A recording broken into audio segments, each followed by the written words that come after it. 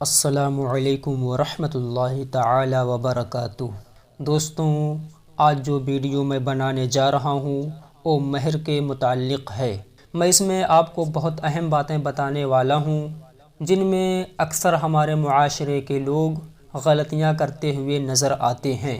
میں اپنی بات شروع کروں اس سے پہلے اگر ابھی تک آپ لوگوں نے میرا چینل سبسکرائب نہیں کیا ہے تو سبسکرائب کر لیں اور بیل آئیکن گھنٹا ضرور دبائیں۔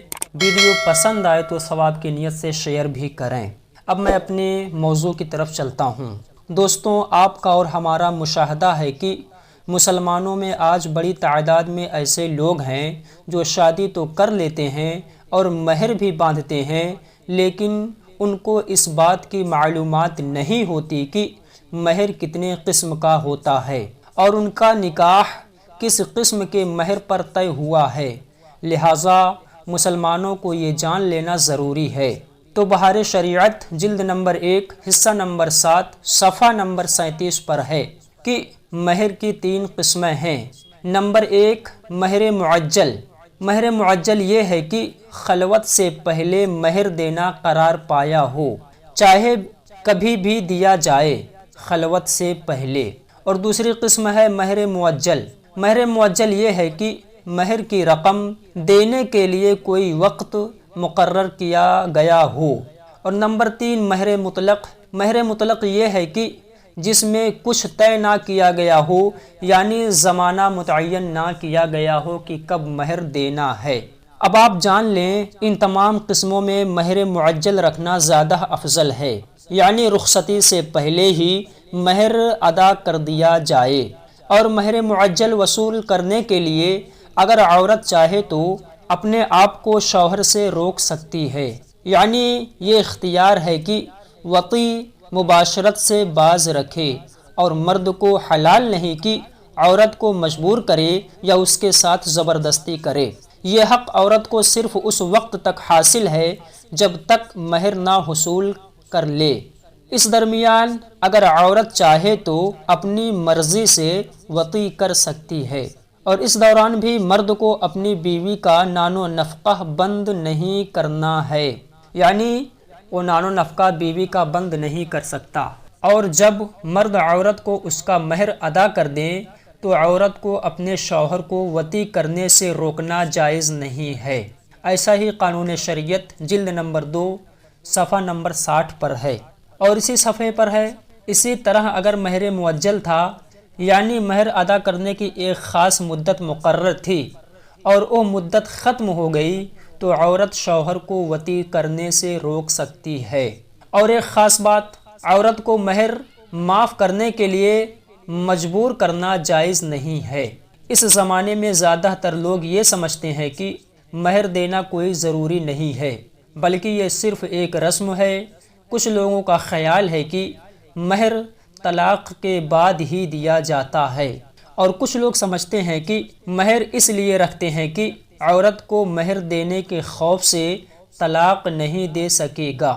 یہی وجہ ہے کہ ہمارے ہندوستان میں زیادہ تر لوگ مہر نہیں دیتے، یہاں تک کہ انتقال کے بعد ان کے جنازے پر ان کی بیوی آ کر مہر معاف کر دیتی ہے۔ ویسے عورت کے معاف کر دینے سے مہر معاف تو ہو جاتا ہے، لیکن مہر ادا کیے بغیر دنیا سے چلے جانا مناسب نہیں۔ اگر خدا نہ خواستہ پہلے عورت کا انتقال ہو گیا اور اگر وہ مہر معاف نہ کر سکی یا مہر معاف کرنے کی اسے مہلت ہی نہ ملی تو حق العبد میں گرفتار اور دین و دنیا میں روز سیاہ و شرمسار ہوگا، اور قیامت میں سخت پکڑ اور سخت عذاب ہوگا۔ لہٰذا اس خطرے سے بچنے کے لیے مہر ادا کر دینا ہی چاہیے۔ اس میں ثواب بھی ہے اور ہمارے پیارے آقا صلی اللہ تعالی علیہ وسلم کی سنت بھی ہے۔ اب مہر کے متعلق اللہ تبارک و تعالی کا فرمان کیا ہے؟ اللہ تبارک و تعالی سورہ نساء آیت نمبر 4 میں ارشاد فرماتا ہے، وَآتُوا النِّسَاءَ صَدُقَاتِهِنَّ نِحْلَةً، یعنی عورتوں کو ان کے مہر خوشی سے دو۔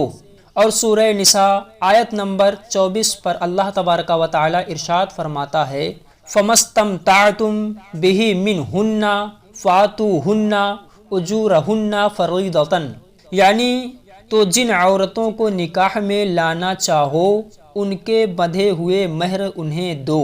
اس پر یہ مسئلہ بھی سامنے آ جاتا ہے، عورت اگر ہوش و حواس کی درستگی میں راضی خوشی سے مہر معاف کر دے تو معاف ہو جائے گا۔ ہاں، اگر مارنے کی دھمکی دے کر معاف کرایا اور عورت نے مارے خوف سے معاف کر دیا تو اس صورت میں معاف نہیں ہوگا، اور اگر مرض الموت میں معاف کرایا، جیسا کہ عوام میں رائج ہے کہ جب عورت مرنے لگتی ہے تو اس سے مہر معاف کراتے ہیں، تو اس صورت میں ورثہ کی اجازت کے بغیر معاف نہیں ہوگا، جیسا کہ فتاوی عالمگیری جلد نمبر 1 صفحہ نمبر 293 پر ہے۔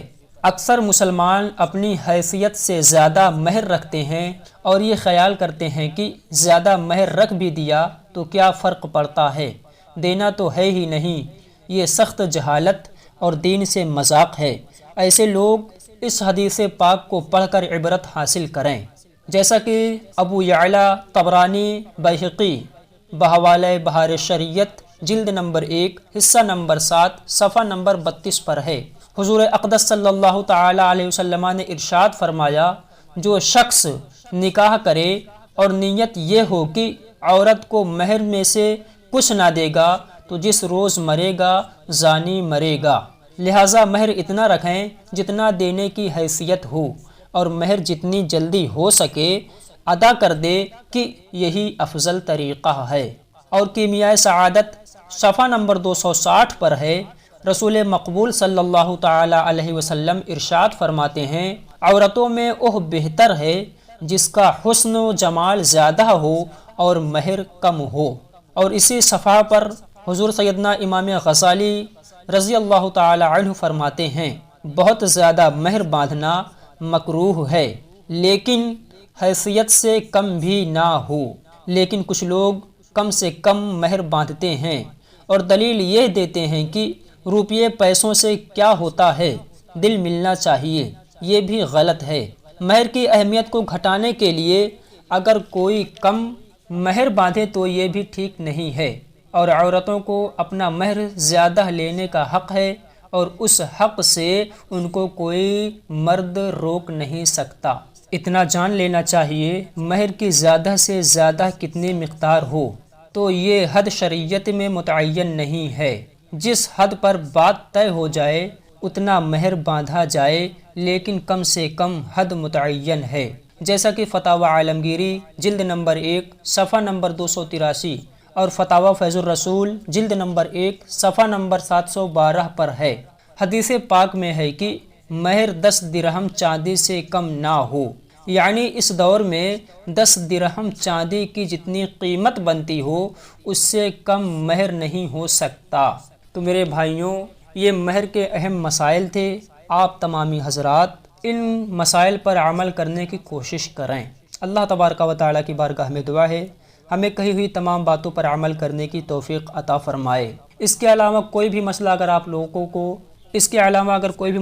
کو درپیش ہے تو آپ کمنٹ میں سوال کر سکتے ہیں، انشاءاللہ تبارک و تعالیٰ جواب مل جائے گا۔ السلام علیکم ورحمۃ اللہ وبرکاتہ۔